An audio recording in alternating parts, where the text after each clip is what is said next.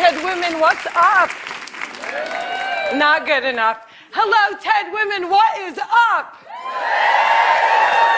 My name is Maysoon Zayed, and I am not drunk, but the doctor who delivered me was. He cut my mom 6 different times in 6 different directions, suffocating poor little me in the process. As a result, I have cerebral palsy, which means I shake all the time. Look. It's exhausting. I'm like Shakira meets Muhammad Ali. CP is not genetic. It's not a birth defect. You can't catch it. No one put a curse on my mother's uterus, and I didn't get it because my parents are first cousins, which they are.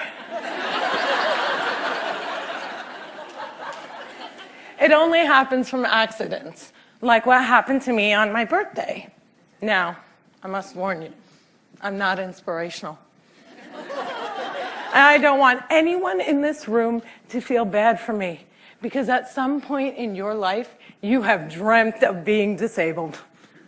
Come on a journey with me. It's Christmas Eve. You're at the mall. You're driving around in circles looking for parking. And what do you see? 16 empty handicap spaces. And you're like, God, can't I just be a little disabled?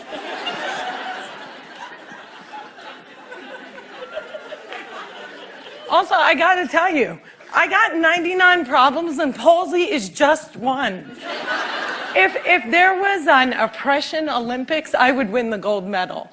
I'm Palestinian, Muslim, I'm female, I'm disabled, and I live in New Jersey.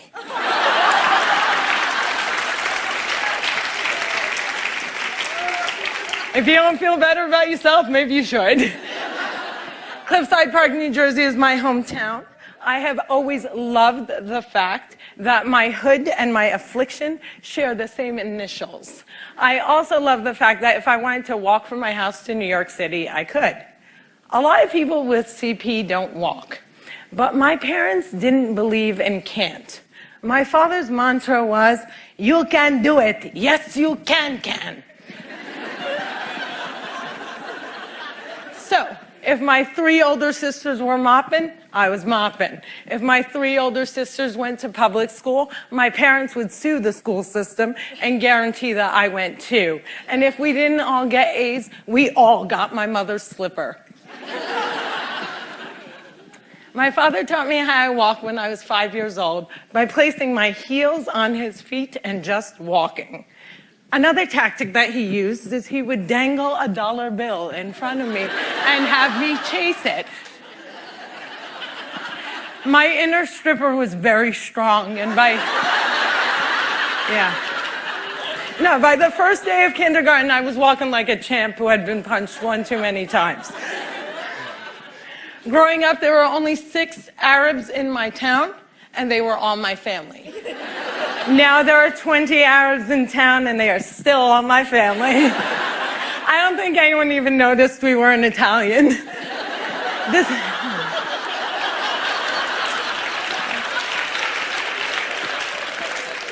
This was before 9/11 and before politicians thought it was appropriate to use "I hate Muslims" as a campaign slogan. The people that I grew up with had no problem with my faith. They did, however, seem very concerned that I would starve to death during Ramadan. I would explain to them that I have enough fat to live off of for 3 whole months, so fasting from sunrise to sunset is a piece of cake. I have tap danced on Broadway. Yeah, on Broadway. It's crazy. My parents couldn't afford physical therapy, so they sent me to dancing school. I learned how to dance in heels, which means I can walk in heels. And I'm from Jersey, and we are really concerned with being chic. So if my friends wore heels, so did I. And when my friends went and spent their summer vacations on the Jersey Shore, I did not. I spent my summers in a war zone because my parents were afraid that if we didn't go back to Palestine every single summer, we'd grow up to be Madonna.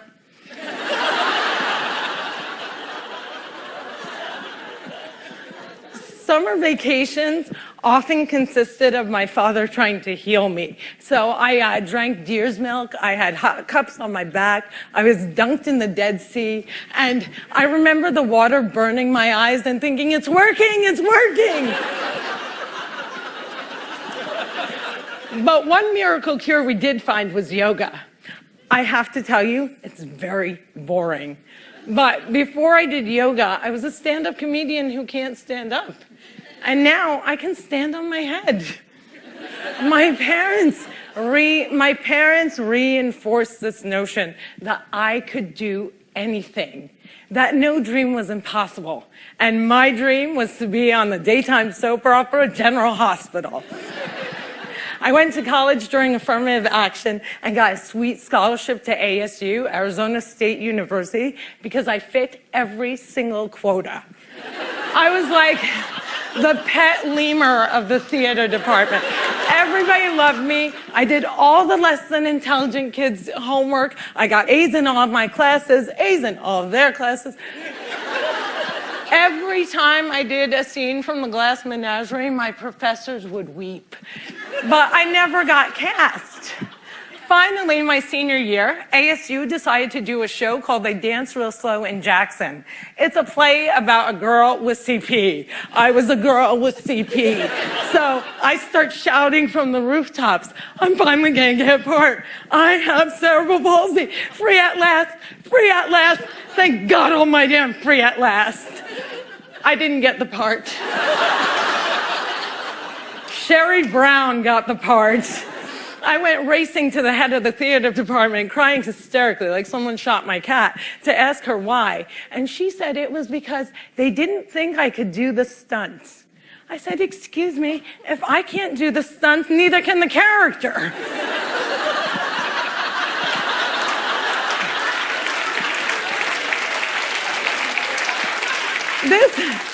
This was a part that I was literally born to play, and they gave it to a non-palsy actress. College was imitating life.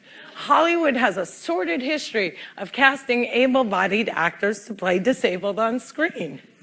Upon graduating, I moved back home, and my first acting gig was as an extra on a daytime soap opera. My dream was coming true, and I knew that I would be promoted from diner to wacky best friend in no time. But instead, I remained a glorified piece of furniture that you could only recognize from the back of my head. And it became clear to me that casting directors didn't hire fluffy ethnic disabled actors. They only hired perfect people, but there were exceptions to the rule. I grew up watching Whoopi Goldberg, Roseanne Barr, Ellen, and all these women had one thing in common. They were comedians. So I became a comic.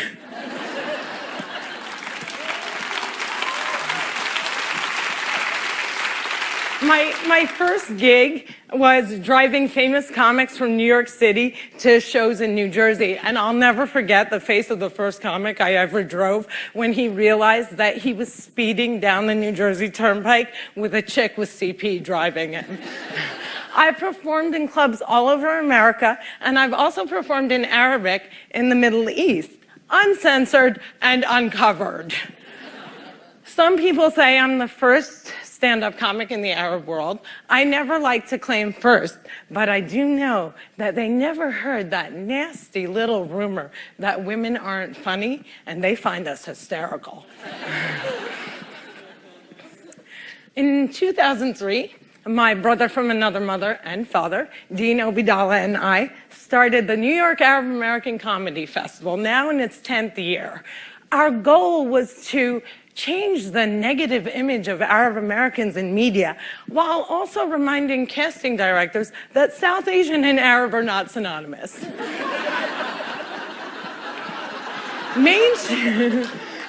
Mainstreaming Arabs was much, much easier than conquering the challenge against the stigma against disability. My big break came in 2010. I was invited to be a guest on the cable news show Countdown with Keith Olbermann.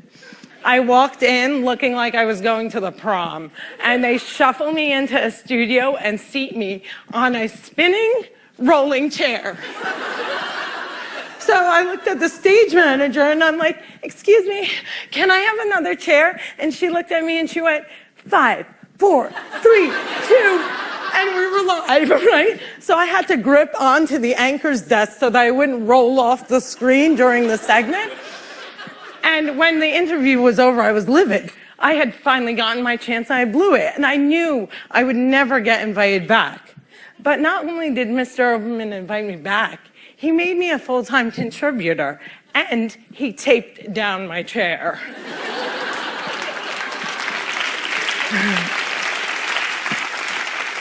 One fun fact I learned while on the air with Keith Olbermann was that humans on the internet are scumbags. People say children are cruel, but I was never made fun of as a child or an adult. Suddenly, my disability on the World Wide Web is fair game. I would look at clips online and see comments like, yo, why is she tweaking? Yo, is she retarded?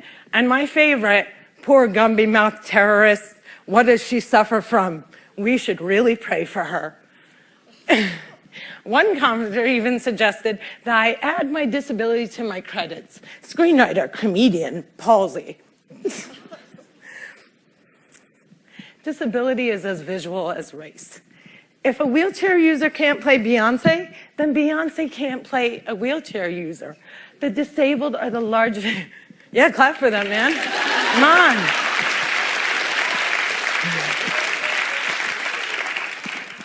People with disabilities are the largest minority in the world, and we are the most underrepresented in entertainment. The doctor said that I wouldn't walk, but I am here in front of you. However, if I grew up with social media, I don't think I would be. I hope that together we can create more positive images of disability in the media and in everyday life. Perhaps if there were more positive images, it would foster less hate on the internet. Or maybe not. Maybe it still takes a village to teach our children well. My crooked journey has taken me to some very spectacular places. I got to walk the red carpet, flanked by soap diva Susan Lucci and the iconic Lorraine Arbus. I got to act in a movie with Adam Sandler and work with my idol, the amazing Dave Matthews. I toured the world as a headliner on Arabs Gone Wild. I was a delegate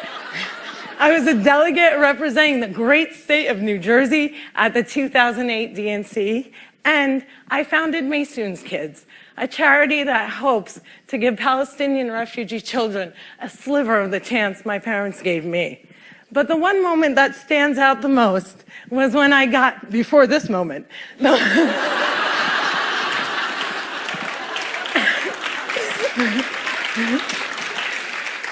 the one moment that stands out the most was when I got to perform for the man who flies like a butterfly and stings like a bee, has Parkinson's and shakes just like me, Muhammad Ali.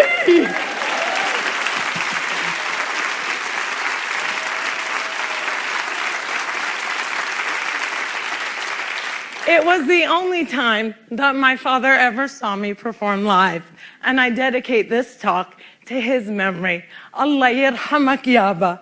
My name is Maysoon Zayed, and if I can, you can.